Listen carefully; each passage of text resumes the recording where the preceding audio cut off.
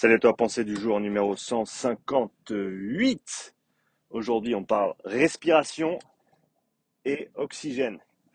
Euh, Super petite semaine avec pas mal de tests à effectuer en course à pied.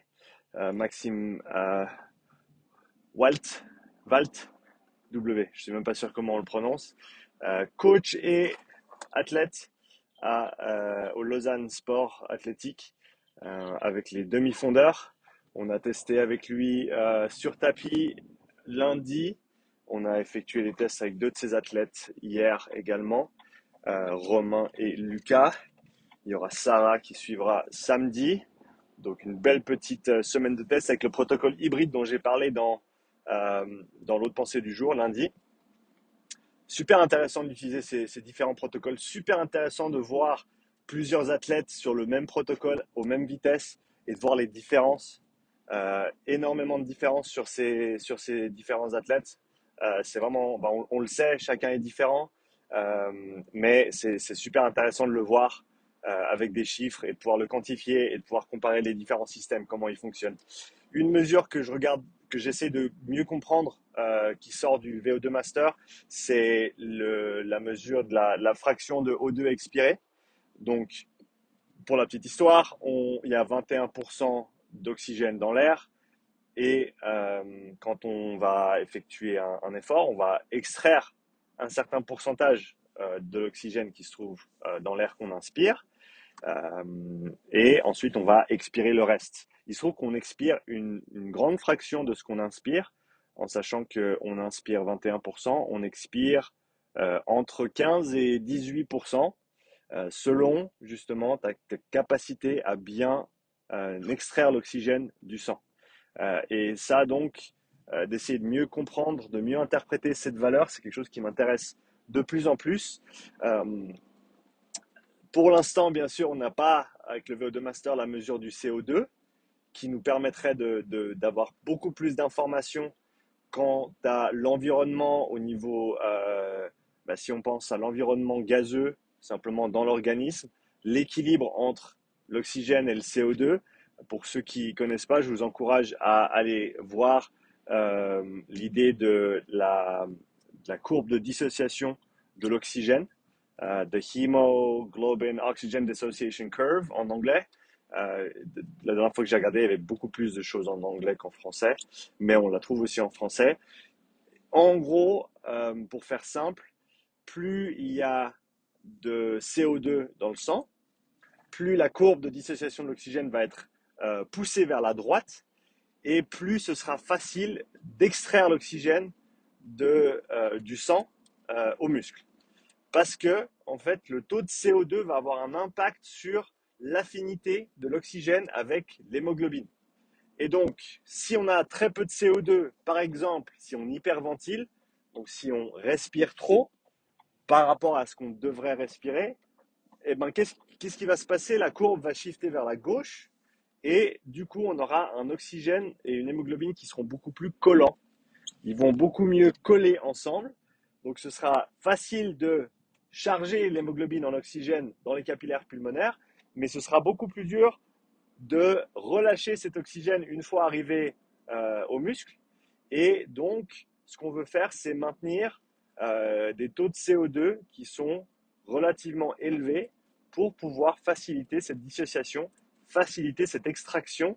Ça veut dire que pour une quantité d'air bougé, on a plus d'unités d'oxygène qui sont ensuite disponibles pour que le muscle puisse faire son travail. Ce qui est intéressant, simplement d'un point de vue de l'économie déjà, parce que voilà, si tu inspires 21% et que tu en expires 18%, eh ben, le coût, entre guillemets, le coût énergétique pour extraire ces 3% d'oxygène, euh, il est ce qu'il est. Et ensuite, si tu fais la même chose, mais que tu arrives à expirer 15%, eh ben, tu as doublé la quantité d'oxygène que tu as pu extraire avec le même, entre guillemets, le même travail effectué au niveau de la respiration, en sachant que, et ça on en parlait avec Maxime hier, il faut se dire qu'à haute intensité, à VO2 max ou proche de VO2 max, ton système respiratoire, ta musculature respiratoire consomme entre je crois que c'est 15 et 20 ou entre 20 et 25% de l'oxygène que tu consommes. Donc, il faut se dire que à haute intensité, un cinquième du travail, je vais rester sur 20% parce que je ne suis pas sûr du 25, mais le 20 c'est sûr, comme valeur haute. 20% de l'oxygène consommé est alloué ou est requis ou est utilisé par ton système respiratoire, ta musculature respiratoire. Et donc, il faut se dire que plus on peut augmenter cette capacité à extraire l'oxygène et plus on peut ensuite par la suite, c'est pas le sujet d'aujourd'hui, mais et plus on peut augmenter le développement de son système respiratoire au niveau musculaire, et ben plus on va être économe à ce niveau-là et plus on va avoir d'oxygène par unité de travail fournie. Et donc, c'est là où on en vient à cette histoire de tolérance du CO2, concept qui est extrêmement intéressant, qui a été couvert de manière assez complète dans le livre The Oxygen Advantage, un livre que j'ai lu il y a plusieurs mois, que j'ai aimé, j'ai apprécié, mais j'ai trouvé un petit peu, comment dire ça? J'ai trouvé que ça allait un petit peu trop loin dans le sens où euh, j'essaie de formuler mes pensées de manière convenable. Euh, c'est un livre très très intéressant, je le recommande à tout le monde. Mais je pense pas qu'il faut, comme on dit, bet the farm. Faut pas parier la ferme là-dessus. Il y a pas que ça. C'est pas le truc le plus important. C'est un paramètre qui est important. Plus j'en apprends, plus je vois son importance, plus je la comprends. Et je pense qu'il y a quelque chose à creuser de ce côté-là. Donc, tolérance au CO2, mieux tu peux tolérer le CO2, mieux tu vas pouvoir, mieux tu vas pouvoir extraire l'oxygène au niveau du muscle. Et ça, c'est des choses qu'il faut que moi je creuse avec maintenant que j'ai les outils pour le faire, parce que tu peux le voir visuellement sur le Moxie, sur le VO2 Master. Et donc ça, c'est des petites expériences que j'aimerais bien conduire dans les semaines, dans les mois qui viennent, pour essayer de voilà, mieux comprendre ces relations entre comment tu respires et ta capacité à extraire l'oxygène au niveau du muscle. Une chose que Andrew Sellers, le cofondateur de VO2 Master, avait présenté au Moxie Summit cette année, avec son morceau de présentation qu'il avait fait avec Olav aussi. Très intéressant, et c'est quelque chose que je veux répliquer, que je veux mieux comprendre. Et je pense qu'il y a vraiment quelque chose à faire de ce côté-là. Et donc, je pense que c'est intéressant de regarder cette mesure de la fraction d'oxygène expiré et de voir aussi la fréquence respiratoire et le volume courant de l'athlète pendant l'effort. En sachant que bah, si tu vois quelqu'un qui hyperventile, qui respire très très vite, mais très très peu, et peut-être un petit peu trop par rapport à son besoin, eh ben, euh, tu vas, et ça faut que je le vérifie encore en passant en revue les données que j'ai jusqu'à maintenant, mais ce que j'ai vu sur deux, trois personnes et que je veux confirmer avec d'autres, c'est que en gros, plus tu vas hyperventiler, plus ta fraction d'oxygène expiré sera haute, c'est-à-dire moins d'oxygène tu auras extrait euh, pendant que l'oxygène fait le tour dans ton corps. Et donc, il y aurait un intérêt certain, il y aurait certainement un intérêt certain, allez, on va y aller, à apprendre à respirer plus lentement, pas nécessairement à respirer moins, parce que le but de respirer lentement, c'est pas de respirer peu, c'est juste au niveau de la fréquence, et c'est de favoriser le volume à la fréquence, si je peux le dire comme ça. Et je pense que là, on commence à se diriger vers des choses assez intéressantes, notamment avec les coureurs que j'ai testés cette semaine. Deux d'entre eux respiraient très très vite dès les intensités basses, des zones 1 pour eux, zone 1, zone 2. Ils étaient déjà à 30, 40 respirations minutes, avec des volumes courants bas, de manière relative par rapport à leur capacité en tout cas. Euh, et on a vu un des trois qui lui respirait de moitié à peu près, donc il respirait à peu près 20 respirations minutes à basse intensité, ce qui est, en tout cas de ce que je comprends, l'idéal de ce qu'on voudrait voir à zone 1, zone 2. Tu ne veux pas être en dessus de 20, 22 peut-être, avec des volumes plus conséquents. Et aussi, de pair avec ça, une extraction d'oxygène beaucoup plus importante. Il n'y a pas que ça qui joue, mais je pense que c'est un facteur qui est important. Et donc, je pense que c'est vraiment intéressant de commencer à penser à la fréquence respiratoire en lien avec l'intensité à laquelle tu travailles. C'est clair que tu ne vas pas nécessairement respirer à 20 respirations minutes quand tu fais tes intervalles de VO2 max. Ça, c'est évident. Sauf si tu es extrêmement bien entraîné. Je pense que c'est possible. Moi, je ne l'ai pas vu parce qu'il faut se dire que voilà, tu vas devoir ventiler quand même une quantité d'air qui est conséquente. Et donc, si tu es à 20 respirations minutes, faudrait bouger 5 litres par respiration, ce qui est conséquent, ce qui est possible pour certaines personnes, mais ce qui est très, très, très, très conséquent comme volume.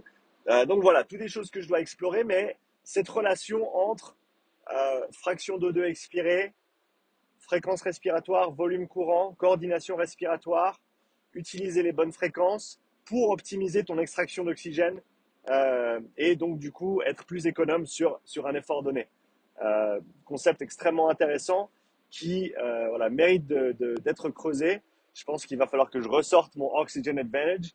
Il y a l'autre livre de James Nestor que j'avais pas encore lu, que ma femme a lu, que j'ai pas lu, qui s'appelle Breathe. Et que voilà, faut que je m'y colle. Explorer toutes ces pratiques respiratoires qui, à mon avis, peuvent avoir un impact intéressant au niveau de l'entraînement. Je me rappelle d'une vidéo, je pense que c'est la vidéo qui m'a pas découragé, mais qui a fait que j'ai pas vraiment creusé ce côté de tolérance du CO2 plus que ça. C'est une très bonne vidéo d'ailleurs de Evan Pycon qui parle de respiration nasale dans le cadre du CrossFit et qui dit en gros que la plupart des CrossFitters, ils ont déjà une très très grosse tolérance au CO2. Je t'invite à aller la regarder d'ailleurs. Et que d'augmenter ça encore plus peut être néfaste dans le sens où il faut se dire qu'on pense que notre drive, the drive to breathe, notre besoin de respirer, il émane pas dans un premier temps du manque de O2, il émane d'une accumulation du CO2. Les gens, ils pensent que je respire plus fort parce que j'ai besoin de plus d'oxygène. En fait, non, c'est pas ça. Alors, pas au début, plus loin peut-être, mais le premier besoin de respirer, il émane d'une accumulation de CO2. On appelle ça le carbonic drive. Je ne sais même pas si ça se traduit en français. Drive, c'est un mot que j'ai de la peine à traduire en français. Donc, si tu arrives à m'aider, je sais qu'il y en a deux, trois qui aiment bien faire mes traductions quand je merde avec des mots. Donc, si tu arrives à m'aider avec ça, comment est-ce que tu traduirais drive? Pas drive comme je le fais maintenant, mais drive comme le besoin de faire quelque chose ou l'envie de faire quelque chose ou tu vois, j'arrive même pas à le traduire avec une phrase. The carbonic drive, donc le besoin de respirer dû au fait de l'accumulation de CO2. On a aussi le hypoxic drive, qui est le besoin de respirer dû à un manque d'oxygène. Mais avant d'y arriver, ça, faut cravacher. Il y a peu de personnes qui arrivent à désaturer leur sang au niveau pulmonaire, au niveau périphérique. Donc, en gros, tu as l'oxygène que tu as disponible aux muscles, c'est une chose avec le MOXIE, mais tu as ta saturation périphérique, la saturation de ton sang quand il sort des poumons, quand il sort des capillaires pulmonaires pour aller dans le ventricule gauche pour ensuite être distribué dans ton système, qui lui est normalement toujours oxygéné presque complètement, saturé presque complètement, entre 97 et 99%. Ça, c'est les valeurs normatives. Je le vois descendre dans certaines personnes qui perdent complètement leur capacité à effectuer cet échange gazeux de manière efficiente à haute intensité. Tu le vois avec des gens qui sont malades aussi au niveau respiratoire, même au repos des fois. C'est pour ça que quand tu vas à l'hôpital, ils te mettent le petit truc sur le doigt. Mais voilà, ces deux mesures sont pas la même chose et il faut se dire que ton besoin de respirer vient d'une accumulation de CO2. Donc si on arrive à retarder ce besoin de respirer ou cette augmentation de la ventilation due à l'accumulation de CO2 et qu'on arrive à tolérer plus de CO2 dans notre système, on arrive peut-être à extraire un petit peu plus d'oxygène et à être plus efficient avec notre travail. Voilà, ça c'est encore un sujet que je dois creuser. Il y a des gens qui regardent leur téléphone alors qu'ils devraient être en train de conduire. Chose que je ne fais pas, bien sûr, parce que je ne regarde pas mon téléphone. Pardon, je m'égare. Donc voilà, une hypothèse, quelque chose à à réfléchir. J'attends ton retour là-dessus. Si toi, tu as des expériences avec ça, si tu as d'autres théories ou d'autres hypothèses là-dessus, je pense que c'est quelque chose à creuser, c'est quelque chose que je vais regarder d'un petit peu plus près, cette mesure de la fraction de O2 expiré et de la façon dont la personne coordonne sa respiration à une intensité donnée. Quoi qu'il arrive, je te dis merci. Je te demande un petit pouce bleu si tu as apprécié cette vidéo, le petit pouce bleu qui fait toujours plaisir. Abonne-toi si ce n'est pas encore fait. Et je te dis à bientôt pour la nouvelle pensée du jour. Allez, ciao.